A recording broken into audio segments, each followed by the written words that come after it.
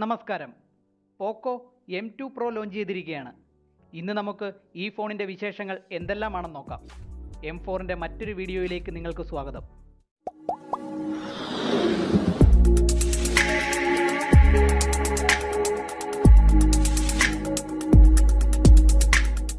ഫോണിൻ്റെ ഡിസൈനിലേക്ക് വന്നാൽ Redmi not 9 സീരീസിന് സമാനമായ ഡിസൈനാണ് ഈ ഫോണിനുള്ളത്. പിന്നിലെ 2 ടോൺ കളറാണ് ഒറ്റ നോട്ടത്തിൽ ഇവ തമ്മിൽ തിരിച്ചറിയാനുള്ള പ്രധാന മാർഗം. 16.58 സെൻറ്റിമീറ്റർ നീളവും 7.67 സെൻറ്റിമീറ്റർ വീതിയും 0.88 സെൻറ്റിമീറ്റർ കനവുമാണ് ഈ ഫോണിനുള്ളത്. 209 ഗ്രാം ഭാരമുണ്ട്. മുന്നിലും പിന്നിലും മാത്രമല്ല ക്യാമറയ്ക്കും ഗൊറില്ല ഗ്ലാസ് 5 പ്രൊട്ടക്ഷൻ നൽകിയിട്ടുണ്ട്. എന്നാൽ ഫ്രെയിം പ്ലാസ്റ്റിക് ആണ്. പിൻഭാഗത്ത് 4 ക്യാമറയും ഫ്ലാഷും പോക്കോ ബ്രാൻഡിങ്ങും കാണാം. വലതുവശത്ത് പവർ ബട്ടണും വോളിയം അപ്പ് ആൻഡ് ഡൗൺ ബട്ടണും കാണാം. Finger print scanner integrated power ബട്ടണാണ് ഫോണിനുള്ളത്. ഇടതുവശത്ത് സിം ട്രേ കാണാം. ഇത് ട്രിപ്പിൾ കാർഡ് സ്ലോട്ടാണ്. മുകൾ വശത്ത് IR ബ്ലാസ്റ്ററും സെക്കൻഡറി നോയിസ് ക്യാൻസലേഷൻ മൈക്കും താഴ്വശത്ത് 3.5 mm headphone port, mic, USB Type-C port, speaker grill എന്നിവയും കാണാം. സിംഗിൾ സ്പീക്കർ മാത്രമാണ് ഈ ഫോണിനുള്ളത്. സെൻറ്റർ പഞ്ച് ഹോൾ ഡിസ്പ്ലേയുടെ മുകളിലായി ഇയർ പീസും സ്ഥിതി ചെയ്യുന്നു. ഇസഡ് ഷോക്കർ വൈബ്രേറ്റർ ഫ്ലാഗ്ഷിപ്പ് ഫോണുകൾക്ക് സമാനമായ ഹാപ്റ്റിക് ഫീഡ്ബാക്ക് സമ്മാനിക്കുന്നു. സ്പ്ലാഷ് പ്രൂഫിനായി P2i നാനോ കോട്ടിംഗ് ഉള്ളതും അഡ്വാൻറ്റേജ് ആണ്. ഇനി ഡിസ്പ്ലേയിലേക്ക് വന്നാൽ 6.7 ഇഞ്ച് ഫുൾ HD+ ഡിസ്പ്ലേ ആണ് ഇതിലുള്ളത്. ഇതിൻ്റെ ആസ്പെക്ട് റേഷ്യോ 20:9 ആണ്. ഇത് IPS LCD സ്ക്രീനാണ്. സ്ക്രീനിൻ്റെ pixel density 395 ppi screen to body ratio 84.46%. ഈ ഫോണിൻ്റെ മാക്സിമം ഡിസ്പ്ലേ ബ്രൈറ്റ്നസ് 450 നിറ്റ്സ് ആണ്.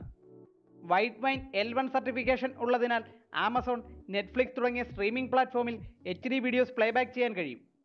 യൂട്യൂബിൽ HDR വീഡിയോസ് പ്ലേബാക്ക് ചെയ്യാൻ കഴിയുമെങ്കിലും നെറ്റ്ഫ്ലിക്സിൽ HDR വീഡിയോസ് പ്ലേബാക്ക് ചെയ്യാൻ കഴിയില്ല. പെർഫോമൻസ് സൈഡ് നോക്കുകയാണെങ്കിൽ റെഡ്മി നോട്ട് 9 സീരീസിൽ എന്ന പോലെ പോക്കോ M2 പ്രോയിലും കോൾകം സ്നാപ്ഡ്രാഗൺ 720G SoC ആണ് ഉപയോഗിച്ചിരിക്കുന്നത്. ഇത് 8 നാനോമീറ്റർ ചിപ്സെറ്റാണ്. 2.3 GHz ക്ലോക്ക് സ്പീഡോട് കൂടിയ 2 കോർട്ടെക്സ് A76 കോറും 1.8 GHz ക്ലോക്ക് സ്പീഡോട് കൂടിയ 6 കോർട്ടെക്സ് A55 കോറും അടങ്ങുന്ന ഒക്ടാ കോർ ചിപ്സെറ്റാണിത്. ഗ്രാഫിക്സിനു വേണ്ടി അഡ്രീനോ 618 GPU ഉപയോഗിച്ചിരിക്കുന്നു. സ്നാപ്ഡ്രാഗൺ 720G SoCക്ക് മുൻപുള്ള ജനറേഷനെ അപേക്ഷിച്ച് CPU പെർഫോമൻസിൽ സിംഗിൾ കോറിൽ 40%, മൾട്ടി കോറിൽ 16%, GPU പെർഫോമൻസിൽ 14%, AI പെർഫോമൻസിൽ 115% വർധനവുണ്ട്. ഓവറോൾ ഗെയിമിംഗ് എക്സ്പീരിയൻസ് ഇംപ്രൂവ്മെൻറ്റിനു വേണ്ടി elite gaming ഫീച്ചേഴ്സുള്ള ചിപ്സെറ്റാണിത്.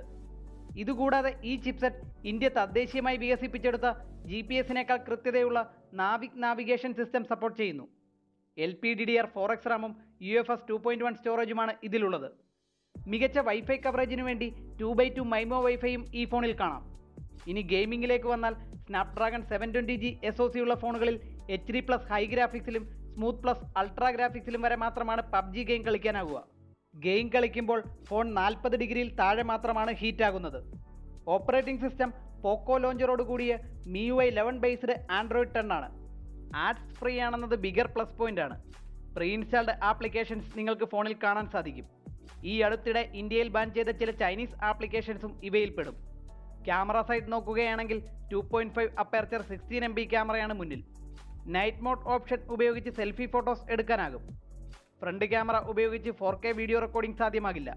Full HD video recording മാത്രമാണ് സപ്പോർട്ട് ചെയ്യുന്നത്. എന്നാൽ EIS സപ്പോർട്ടില്ല. മൂവി ഫ്രെയിമിൽ സെൽഫി ഫോട്ടോസ് എടുക്കാനാകും എന്നതാണ് മറ്റൊരു പ്രത്യേകത.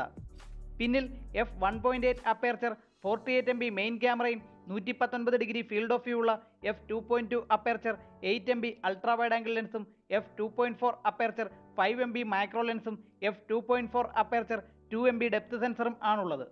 48 MP മെയിൻ ക്യാമറയിൽ എടുക്കുന്ന ഇമേജസ് പിക്സൽ ബിന്നിംഗ് ടെക്നോളജിയിലൂടെ 12 MP ഫോട്ടോ ഔട്ട്പുട്ട് സമ്മാനിക്കുന്നു. മെയിൻ ക്യാമറയിൽ എടുക്കുന്ന ഇമേജസ്, ഡീറ്റെയിൽസ്, കളർ ആക്യുറസി എന്നിവയിലെല്ലാം മികച്ചു നിൽക്കുന്നു. റോ ഇമേജ് ക്യാപ്ചർ ആണ് മറ്റൊരു അഡ്വാൻറ്റേജ്. വീഡിയോഗ്രാഫിയിലേക്ക് വന്നാൽ EIS സപ്പോർട്ടോട് കൂടി 30 FPS full HD video recording സാധ്യമാകും.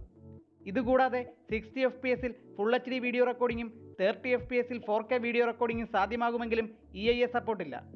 EIS സപ്പോർട്ടോട് കൂടി മൂവി മോഡിലും വൈഡ് ആംഗിൾ ക്യാമറ ഉപയോഗിച്ചും 30 FPS full HD video recording സാധ്യമാകും. 5 MP macro video recording, 960 FPS slow motion video recording എന്നിവയാണ് മറ്റു പ്രത്യേകതകൾ. പ്രോ വീഡിയോ മോഡ് ആണ് മറ്റൊരു ഫീച്ചർ. ഇത് ISO, white balance, shutter speed, focus എന്നിവ മാനുവലി അഡ്ജസ്റ്റ് ചെയ്ത് വീഡിയോ റെക്കോർഡിംഗ് സാധ്യമാക്കുന്നു.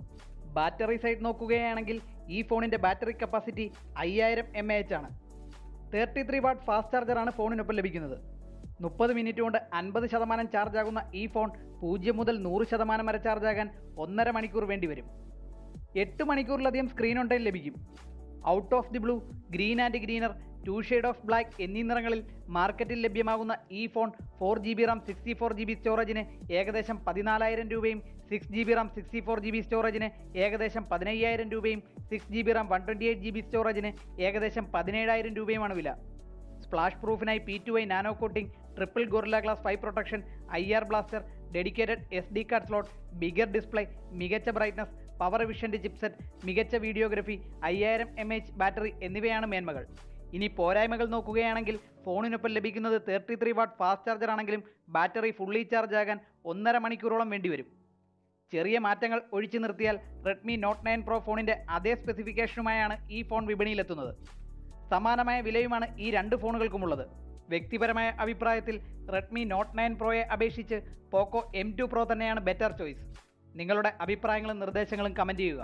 വീഡിയോ ഇഷ്ടപ്പെട്ടാൽ ലൈക്ക് ചെയ്യാനും സബ്സ്ക്രൈബ് ചെയ്യാനും മറക്കരുത്. നന്ദി, നമസ്കാരം.